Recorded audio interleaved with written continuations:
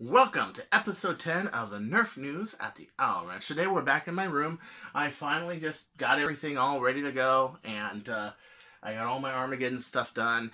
I have a few things I got to do. I got a few more commissions I got to do. It's a pain, but I got my darts. I got everything ready to go. And speaking of Nerf wars, let's do an update on the Nerf wars that are coming up this month. Within the next month, there's a lot of good Nerf wars. The big major ones. APOC, Armageddon, WVZ, and War, all within the next month period, and I wanted to do a little rehash on them. So, let's begin, shall we? The first one I want to bring up is Armageddon 19. It will be at Staten Elementary. The alternate location will be Live Oak Park. If you don't know where that is, either look it up on a GPS or just follow the cars. We'll all go there. So, and it will be at 9:30. We'll probably start playing at 10:30, so get there at 9:30. You got to set up your gear. There's lots of talk. There's lots of stuff going on. And this week I have a related Nerf video. Not a related Nerf video. Me, HVZ with a Bird of Prey. 3 against 3. It was a pretty good battle, actually. So, at any rate, one of the next big wars, the one on the East Coast, will be APOC. And APOC is August 4th, 9:30, and they're very insistent. 9:30 sharp. We're going to start on time this year, and they're very, very insistent on that, okay? They're also very insistent on no HBA, no LP, no low-pressure air, no CO2. They will gladly give you a ticket to Australia or wherever the fuck you want to go, where they will, well, play HBA. Of course, that's a joke. They're not really going to give you a ticket there. They'll just boot you the hell out of the game because you don't listen to their rules. This is a Nick game, according to them. So don't do that. It is on 240 Whale Pond Road, Oakhurst, New Jersey. It will be a pretty good war on August 4th. And basically the cap is 300 feet per second, which is good. I heard it was going to be 200. We're going to push this 200 foot per second dogma on Nerf wars, which I find is fine for modded stock.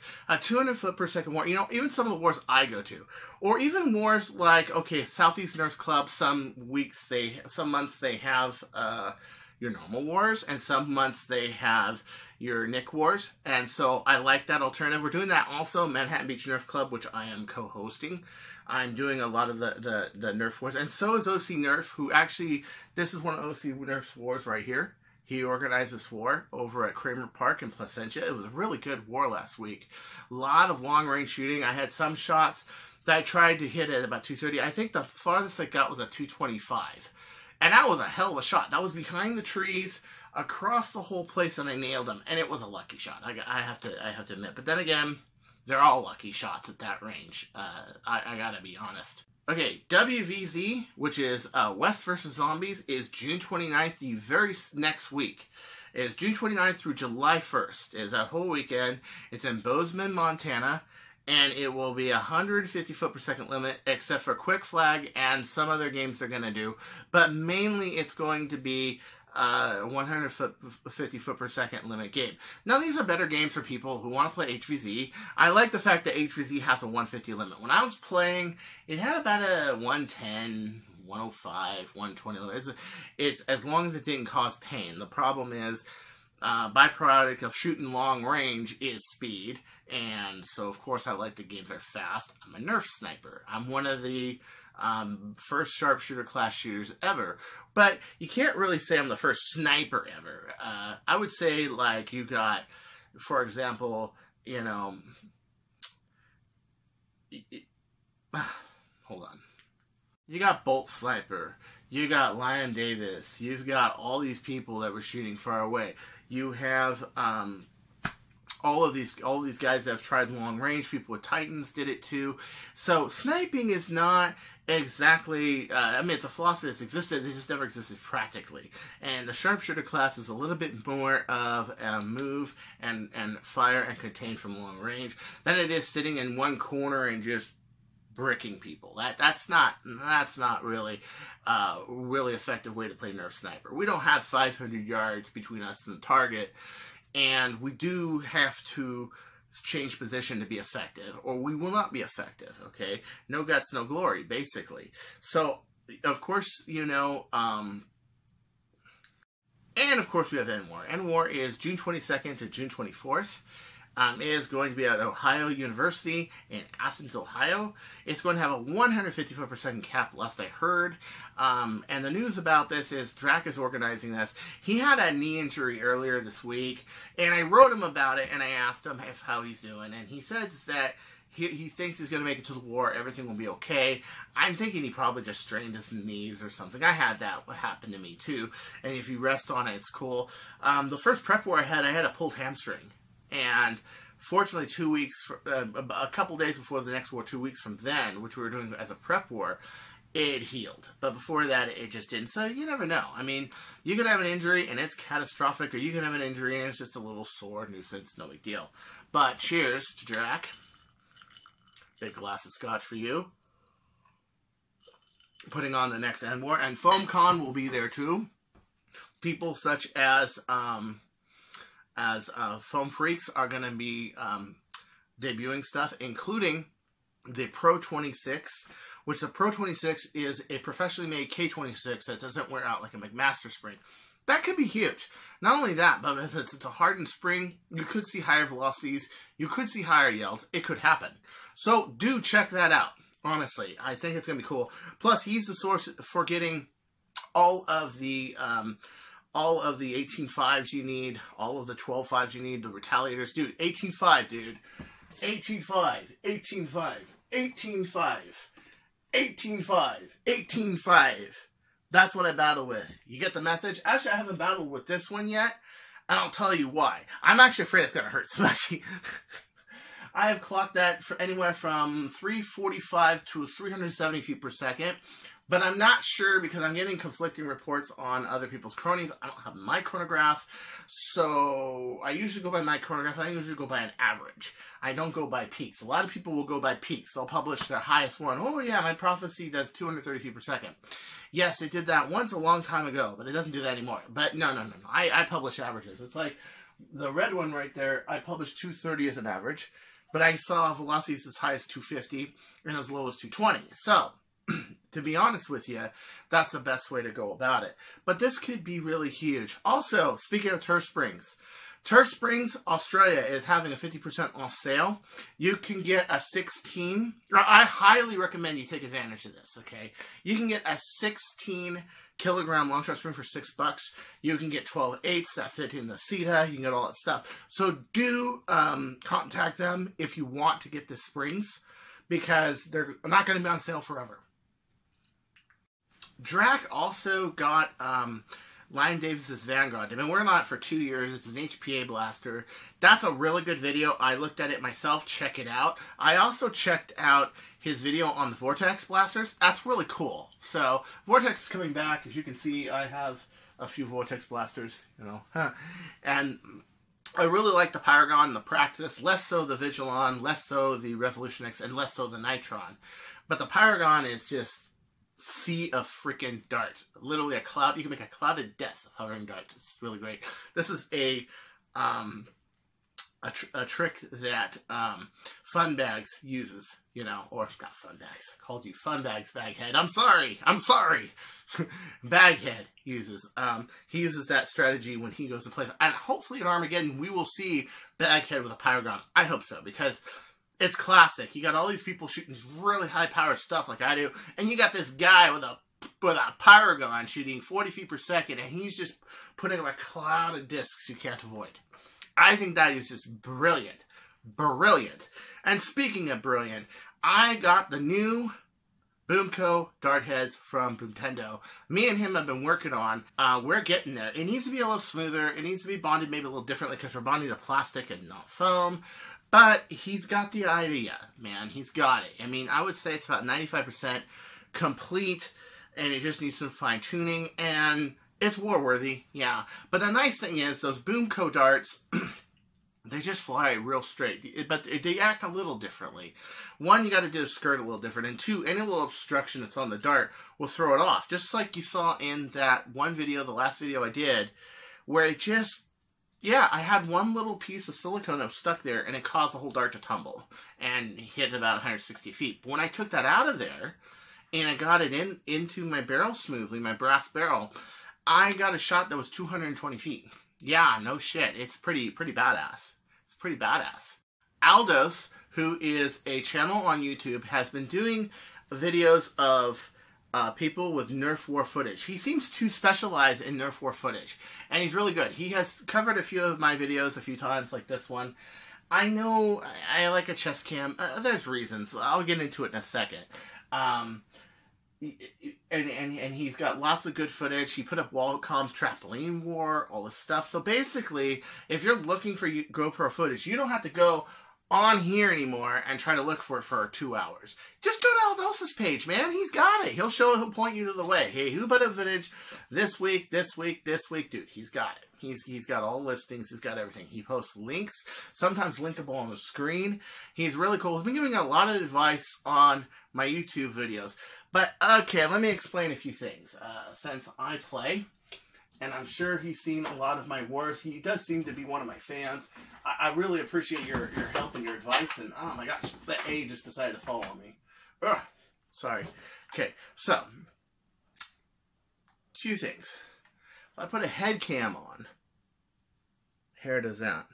Now, my hair doesn't look really good long. It looks good, kind of short. As a matter of fact, this is too long. I actually need to cut this down. But my hair doesn't really, yeah, as you can see, it doesn't really, you can see what I mean. Like, I got this little bang here and everything. So, the way I cut my hair, I cut my bang short and it's long. I cut my own hair. Nobody ever gets it right. Okay? So, I've tried a lot of stuff with the hair. The other thing is, the one time I did make it custom with a chin strap.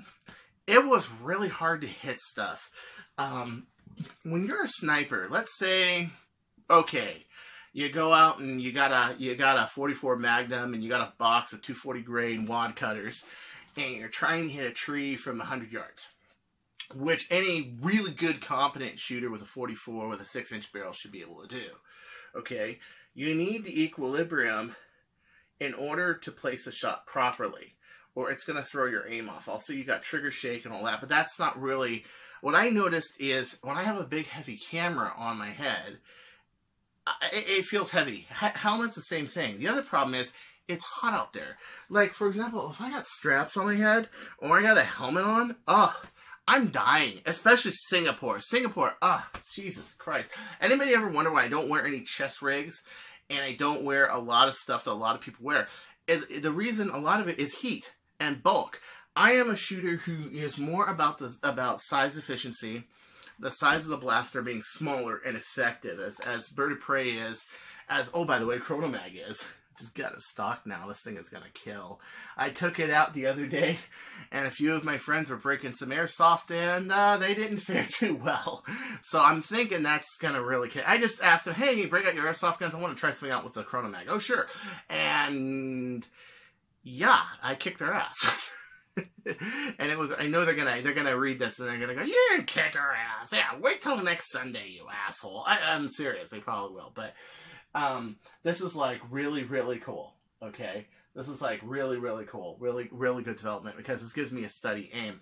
But I try to keep a small format. Chest cam is easier for me, and I've been trying to do a lot more shots like this than like this, because then the chest cam goes off. Maybe I'll put a gimbal on here, I don't know. But I'm thinking the next big thing I'm going to do is, and I have to find some good ones, because I know there's some real junk ones out there, are spy glasses. So I wear prescription glasses. However, as you can see, these are kind of old, and when I come into some more money, which everything requires money, I'm going to get a new pair of glasses, possibly contacts. And when I do that, I'm going to get a spy camera for it. Yeah. So if I get like 2 or 3 spy cameras, I keep them on full charge. That's what I'm going to do if I find a really good one. The other thing is, I'm trying to get out a wide angle. See this wide angle right here? For far away shooting, it's not very good. You really need your normal angle, your normal 120 degrees. Because, and he makes the point of, well, you can't see the scores and you can't see this. Okay, here's the problem. First off, that blaster you're seeing right there is 310 to 320 feet per second. That one blaster. This baby. Right here. Yeah, that's right. You are not going to see this dart fly. And if you do, you'll see a few frames of it, and there it is. It's very hard to follow. The other thing is, if my people I'm shooting are tiny dots at like 200 feet, the dart is even tinier. It's very hard to see the dart. And I've done it on video, but I had to really slow it down and get the lighting right. And that's when I'm really trying to get a slow-mo video like I did with the Type A. Hard. Very hard. You have to literally make the dart the focus of the whole thing, and that's it. And then, of course, in battle, you can't. So it's not like your typical 200 foot per second battle, 150 foot per second battle, rival battle modded stock. You just don't have, you can't see the dart anyway. So what I try to do is I try to show the video in its entirety. Okay, that way people can see from start to finish what's happened. I leave in such things as confrontations with people, things like that, because I want people to see what kind of issues that we're having in the Nerf community. No, it's not beautiful. This got a little bit of sweat or something on it, and you can see it. You know, this is war number 3. And with Big Blue, I couldn't hit anything. I don't know why. My darts were tired out or whatever. I think I got 1 kill on Alan, and that was it in a 5-fall game. And then I got hit in the leg from my own creation, and that took me out of the game because that's 1 fall with a bird of prey. So just a little explanation about my wars and what I do. But I am gonna try to find some way to have a head cam. Unfortunately, I'm limited by money. I'm quite a poor person, and I don't make a lot of money. And you know, for me to get even like stage lighting is going to take me till September. I mean, it's tough. It's tough. Well, anyway, moving right along here, this guy made a really cool sniper blaster in Singapore. I want you to see this. This is really bitchin'.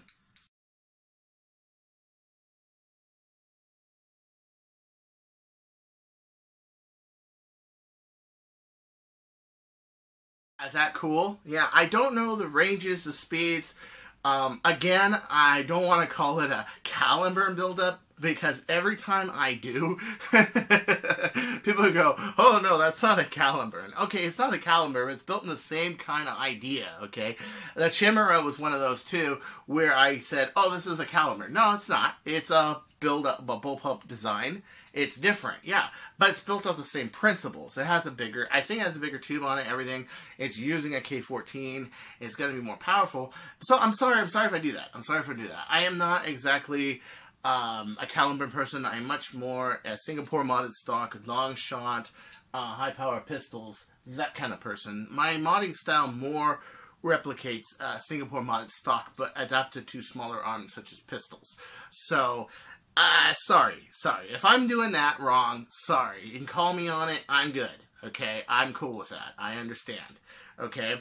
And plus, I got this video, this recent video. I wanted to show you a few little clips of Bradley Phillips cleaning house with the Prophecy. Now, you know I don't like the Prophecy. And it's not that I don't like the Prophecy because I think it's a bad blaster. No. I don't like the company. But this comes to show you that you can kick some ass with a Prophecy. Check it out. You go, yeah.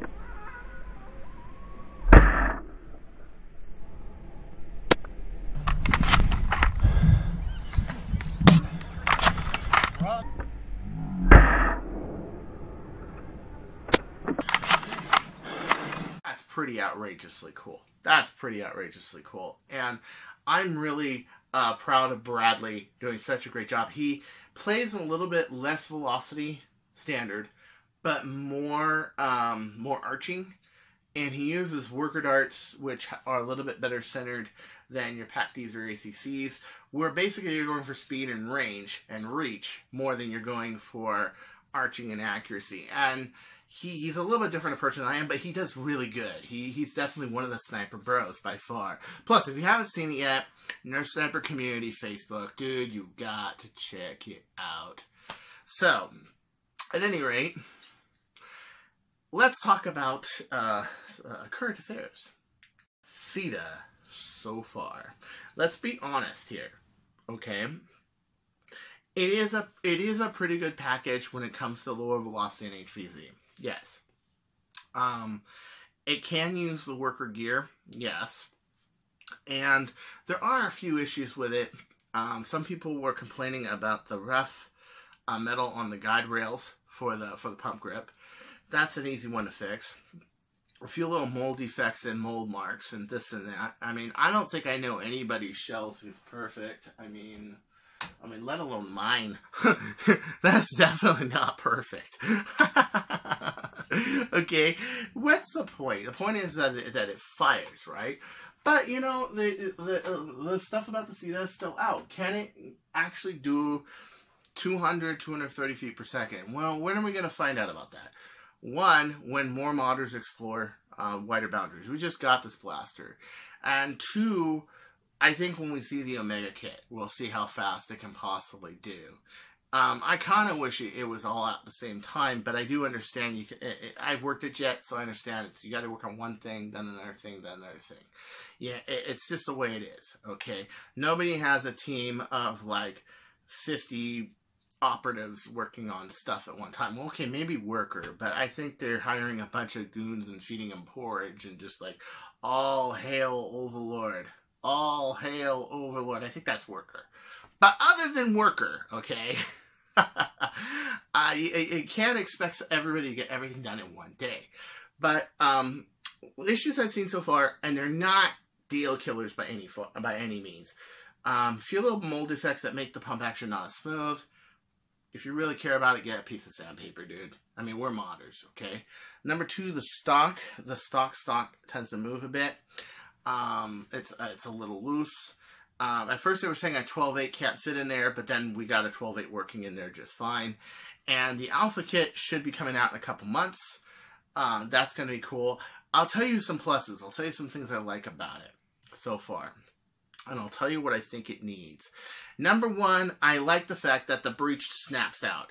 But even if you don't have a breech that snaps out, you can screw it into the normal post of a retaliator. Bitchin', okay? But then it snaps out. So you don't have to unscrew the whole shell to get the breech out. That was something I was put in after I was there. And I like that, okay? Number two, I like the tube. It's a nice clear tube. It's solid.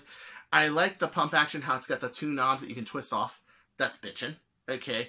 A few things though. One, if you're going to make a seal breech, make sure that it really has what worker doesn't have. That's a feed finger. That's a nice big dump like the Alpha, like the Longshot Alpha, and it has a good barrel to it. From what I understand, I don't know much about the Alpha just yet, but those are key components I would work on. There were some complaints about the bolt sled popping out of there, but like in higher yields. But I think that a metal bolt sled would have less flex and wouldn't have as many problems. And also, I think if they make a metal bolt sled, or some other people make an aftermarket bolt sled, let's say Artifact, which, for example, Artifact made an Artifact Zeus kit, okay? And when they did, they made it so it can fit in there no problems. Well, it wouldn't be that hard to make an Artifact ZhiWei bolt sled. It wouldn't be that hard at all. They say that the normal bolt sled doesn't fit in there because of the clearance issues, but I think that they can put that in and it would be cool. Plus, I think most people aren't going to go past 16K. Now, here's another thing about the ZhiWei, which is really interesting. Okay? And it's like tale as old as time interesting. Who here remembers this blaster? Now, it's been reshelled a few times. Who here remembers this blaster? Okay. This is the off-spec Retaliator. Now, it's been reshelled a few times. It's had a few improvements, but it's basically your same 120, 130 feet per second, 110 flat, open breech blaster, okay? Hard prime. I had one in 12K, I had one 14K. The 12K could take taggers. I had one modified to take taggers. Yeah, and up until I had the Mauser Fire, which is over here. Before I had that, this was my go-to holster blaster. If it fires. Ah, there we go. I just refiled the catch the other day. So I broke this out of mothballs the other day.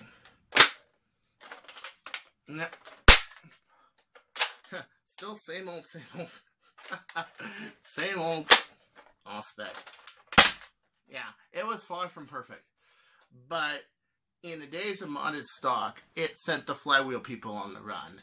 And it was banned from every HVZ and about half the battles I went to because it was a fairly good blaster to fire. Now, how good was this blaster? Well, let's see.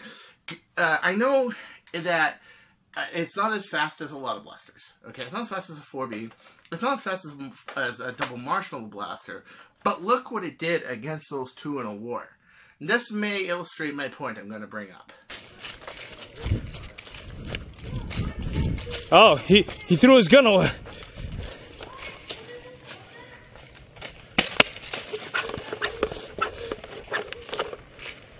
Oh, the stock came completely off now.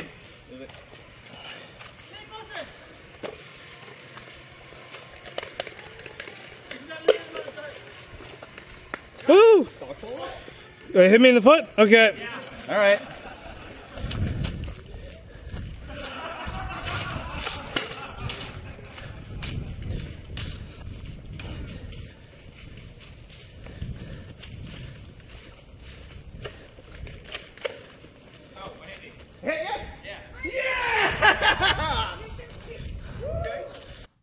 So, that's right.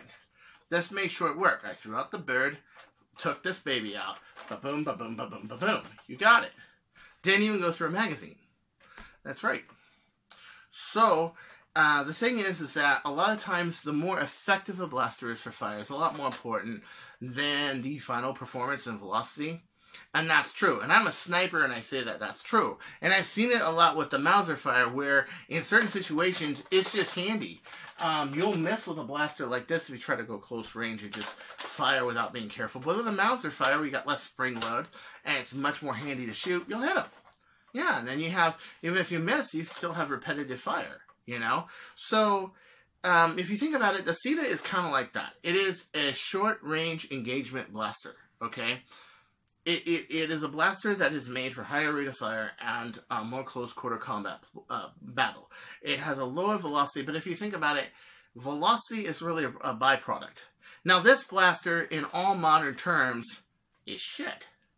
It's not that great. You know, it's I can go to WBZ with this probably, and I'd be okay, but it's not that great. However, it nicely throws full lengths. It is nicely a backup blaster. And in a war where you're playing with multiple ammo types, if you have a Stefan blaster, let's say like a Bird of Prey, and you got this on your holster, and you can pick up the full length, so if you run out of Stefans, you still have this. It does really help, okay? But my point of matter is, the effectiveness of the blaster is not just in velocity, is not just what darts it can take, and it's not just how accurate it is how handy it is. And I see the Ceta as possibly being a very handy blaster. Now, do I know yet? I don't have it yet. So, according to Jet, they're sending me one, maybe two Cetas. I asked for a red one, so we'll see. And when I get it, I will review it, and I will show you all the tricks I will find. Not just over the time I get the blaster and review it, but over the lifetime ownership of the blaster, like I do everything. To me, a blaster is like Disneyland. It is never ending. It's continuous. Disneyland is never complete. And in my opinion, no blaster is really ever complete. It can always be improved. It can always be made better. So I wanted you to understand these points. That what it does in the field, we're going to wait and see. What can it do with its handy pump action? What can it do with the fact that it's using the M5 stock? And by the way, because it has a shorter draw and because it has the M4 stock, it actually can give you a lot longer. That was my experience with the first Ceta prototype. As well, a long shot, if you make this longer, what you're doing is you're taking the shotgun grip and you're pushing it way out here, okay? Where you don't want to do it. And yeah, you got a nice long grip, but there it is. This is why mine grip, my stock is still the same size. It's still short because I want my arms to be more like this. This is where my muscle range is. It isn't like that. I'm overextending my arms. So the farther you go out on a long shot, the more you overextend your arms. Now with a CETA, that's not the case. And I know that because I saw it being designed.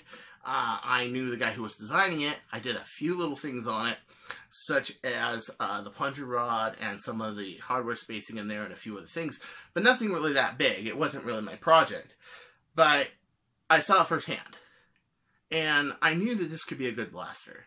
Okay, and there are some people who like rets, who swear by rets. I had 6 of them at any one time, and the reason is because long shots were a little bit too much for a lot of modded stock wars, and you need really expensive parts to build a long shot back then. So a Retaliator was actually a lot easier for a guy on a budget like me, and considering I wasn't really competing with anybody that was doing 200, 300 feet per second, hey, fine, great, wonderful.